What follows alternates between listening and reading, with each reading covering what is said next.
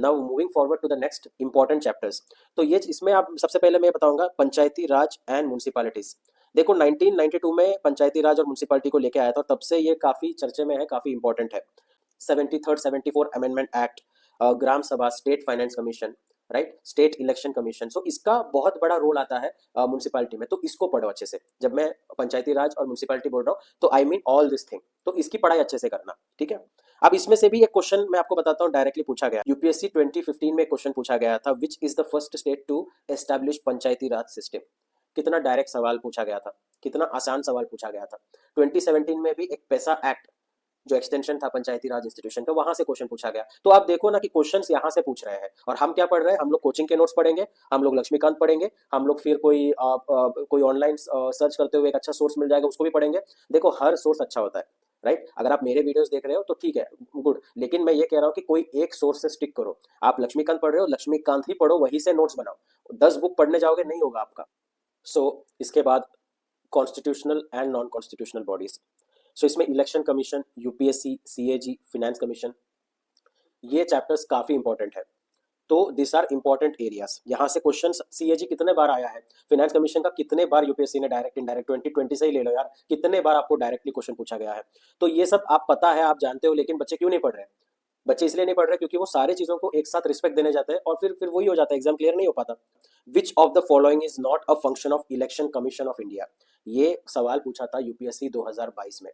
कितना इजी सवाल था। Which of the following is not a function of election commission, 4 statement पूछा और फंक्शन क्या नहीं है। तो यहाँ पे ऐसे क्वेश्चंस पूछे जा रहे हैं जो आप अगर प्रीलिम्स में पढ़ के जाओगे इलेक्शन कमिश्नर कॉन्स्टिट्यूशनल बॉडीज को, तो आप आसानी से इसका मतलब आंसर दे सकते हो, और इसमें कोई एक्स्ट्रा ऑर्डिनरी मतलब एफर्ट लगाने की जरूरत नहीं है, डायरेक्ट क्वेश्चंस पूछा जा रहा है आपसे। लेकिन हवा बना के रख दिया है तो रख दिया है, वो इसलिए क्योंकि कोचिंग वालों को आपसे जो है पैसा चाहिए। तो वो लोग जो है आपको, वो चाहते हैं कि आप उनका टेस्ट सीरीज बिके, वो चाहते हैं कि आप उनके कोचिंग में जाओ, वो चाहते हैं कि आप 50 टेस्ट सीरीज लगाओ। तो इससे क्या होगा कि उनका बैंक जो है बढ़ रहा है, और हम लोग बच्चे जो क्या कर रहे हैं, हम लोग एक्स्ट्रा टेंशन में आते हैं, हम लोग एक्स्ट्रा मेहनत करते हैं, और कोई कोई गधा जो होता है वो 16 घंटे भी पढ़ रहा होता है, और नतीजा एक ही हो जाता है कि फ्रस्ट्रेट हो जाते हैं, बर्नआउट हो जाते हैं, और at the end of the day हम लोग फेल। तो that is what I want to say, कि मैं आज ये वीडियो इसलिए बना रहा हूं ताकि आप में से एटलीस्ट अगर 10 बच्चे भी इस पर्टिकुलर स्ट्रेटेजी को फॉलो करके पॉलिटी में अच्छे मार्क्स लेके आते हैं, तो I another important topics, amendment and schedule, right.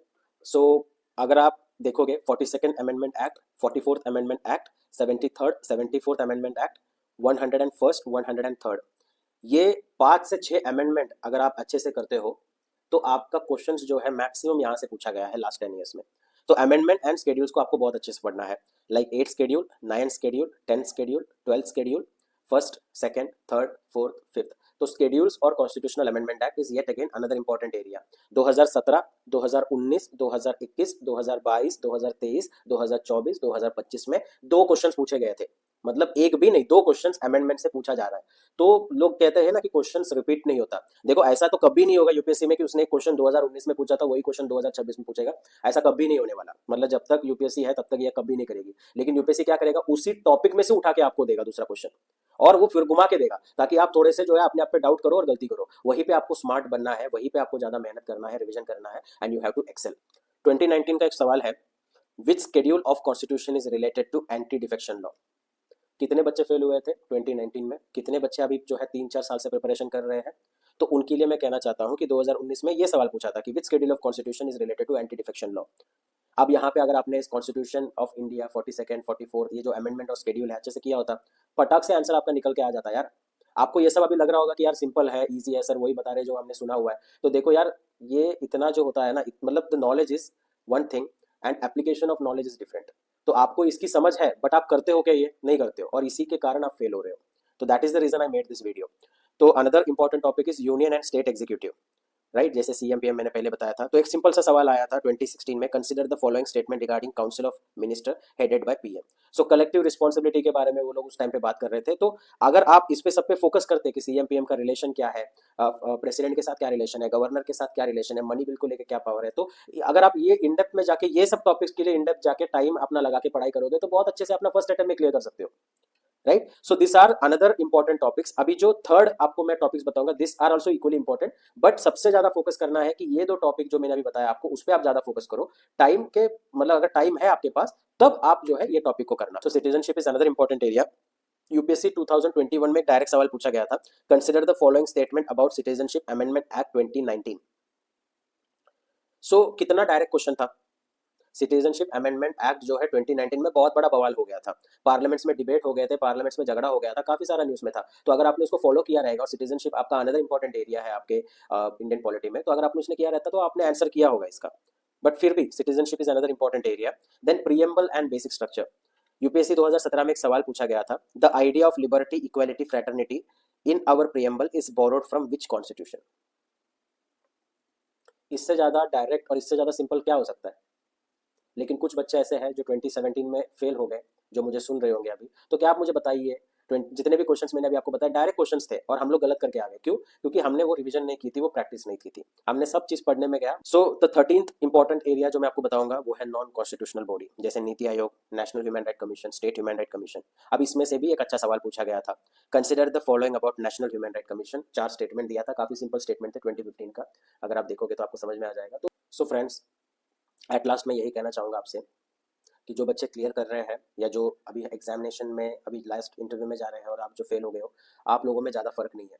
बस यही है कि topper don't do different things, they do things differently. तो वही है, आप जिस दिन अप्रोच अपना बदलोगे, एक बार इसको फॉलो करके देखो, राइट, आपको समझ में आ जाएगा मैं आपको क्या कह रहा हूँ। ये 13 चैप्टर्स जो है आपका टोटल 2015 से लेके, स्क्रीन पे आप देख सकते हो, 2015 से लेके 2025 तक ऑलमोस्ट 186 प्लस क्वेश्चन आए हैं। उसमें 120 से ज़्यादा क्वेश्चन ये चीज़ कवर करता है, ये जो मैंने अभी जितने आपको टॉपिक्स बताए इतना टॉपिक्स कवर करता है। तो अगर आप ये टॉपिक को अच्छे से टाइम दोगे, पढ़ाई करोगे, राइट, तो आप क्या मतलब इसमें 15 क्वेश्चन बेयर मिनिमम सॉल्व नहीं कर पाओगे। अगर 18 क्वेश्चन आता है, 15 क्वेश्चन यहाँ से सॉल्व नहीं कर पाओगे, चलो 15 भी छोड़ दो, 10 क्वेश्चन यहाँ से सॉल्व नहीं कर पाओगे।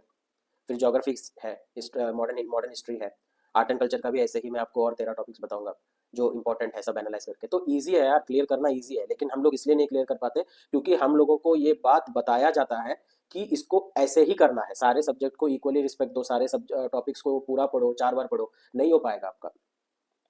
सो अगर आपको लगता है कि ये पर्टिकुलर स्ट्रैटेजी आपके लिए वर्क करेगा, if you feel that this video is real, तो आप इस पर्टिकुलर वीडियो को लाइक कर सकते हो, share it with your friends, ताकि उनका भी एटलीस्ट उनको पता चले कि उनको पॉलिटी कैसे पढ़ना है।